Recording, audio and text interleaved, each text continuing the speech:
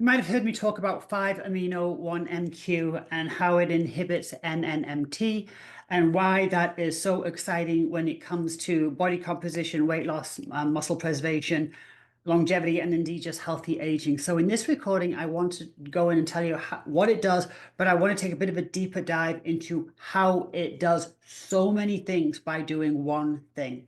So 5-amino-1-MQ inhibits NNMT. NNMT is nicotinamide methyltransferase. It's an enzyme and it does a slew of things. When NNMT is elevated, it acts as a brake on your metabolism on a cellular level. And NNMT increases or is elevated with obese people, type 2 diabetes, and it increases as we age.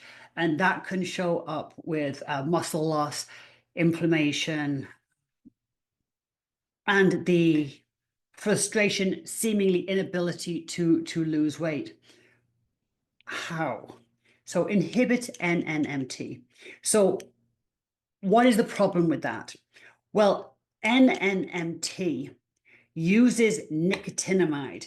And nicotinamide is used to make NAD. Now, NAD is all the rage right now, the supplements and also the IVs for just reason. So NAD is like the molecule of longevity and ultimate aging. It's profound.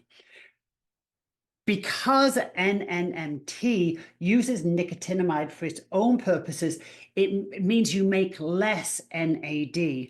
Well, if you make less NAD, that is going to make your metabolism sluggish, so you're going to be burning calories at a lower rate. It's going to cause a level of mitochondrial dysfunction. Your mitochondria is like your battery, and if your battery is sluggish, then you're sluggish, and so that causes fatigue. And I don't just mean tired, but I mean everything's going slowly. You're tired, but you're tired on a cellular level. So metabolism, your weight loss is just slowed down. There's a level of fatigue. Now, what else does it do? So NNMT, with regards to the fat cell, it's very active with white adipose tissue and especially visceral fat. So that's the fat that wraps around your organs and in the midsection. And it makes the fat cells resistant to lipolysis. Now, anybody that's done any of my 6 programs knows about lipolysis, because I've been beating people around the head about lipolysis for the last 20 years. I wrote a book on it. So lipolysis, if you don't know, and I don't know why you don't know, I don't know why more people don't talk about it, but lipolysis, lipo, less fat, is your fat, your body fat is in storage. It's in its storage fat cell. Well, if you want to get rid of that fat has to get out of its storage site and into the blood. And once it's in the blood, hopefully it's used for fuel. So what lipolysis is, it's the liberation of the fat from its storage site into the blood. So however you choose to lose weight, we have to agree that the fat has to leave its storage site and get into the blood, right? It's step 1. Literally, I've done 6 different programs on this. Well, if NNMT makes the cells resistant to lipolysis, resistant to the fat actually leaving its storage site and getting into the blood, then yeah, weight loss is going to be difficult no matter how you're trying to do it. So that is a problem. And then we look at NNMT as with regards to gene expression. So NNMT in an elevated state is going to affect detoxification. It's going to hormone regulation, and it's going to blunt, elevated NNMT is going to blunt the muscle building signals. So it's going to make it harder to build muscle, and it's going to make it harder to preserve muscle because the muscle building signals are being blunted. Now, I've been training my whole life, and I still train pretty hard, and I eat really pretty well, and I would like those pathways to be pretty squeaky clean. I'd like to be rewarded somewhat for my hard work. And this is the frustration I hear a lot as people get older. They're not getting the results from the training. The body fat is harder to lose. Maybe inflammation markers show up. And a lot of this comes from elevated NNMT. So if you block NNMT, which 5-amino-1-MQ does, that's why when you look up benefits of NNMT, it reads like it's kind of unbelievable. It's like, oh yeah, this can't be right because it does so many different things.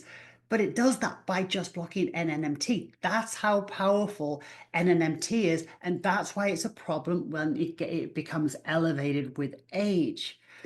So it's not so hard to believe all the benefits of NNMT if you understand, that it does all these great things by just doing this one thing. So this is the thing: NNMT elevated with extra weight, type 2 diabetes, and as we get older. So again, like I said, there's a slew of benefits of NNMT, so 5-amino, which go way beyond body composition.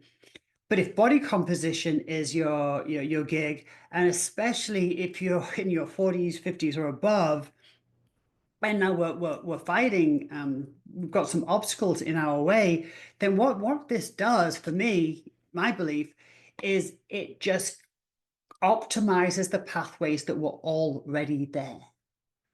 It makes us more responsive. It makes it easier to build muscle. It optimizes the pathways that were already there. So it increases fat mobilization, fat oxidation, makes it easier to lose weight, inhibits lipogenesis. So that was lipolysis, the release of fat, but lipogenesis is the creation of new fat. And if it inhibits lipogenesis, even in a calorie surplus, which personally I feel like I've proved several times every year for 3 years, that's kind of mind-blowing. And again, the biggest hook for me was the preservation of muscle. If I'm going to be training really hard and eating pretty well, I kind of want to be rewarded for that.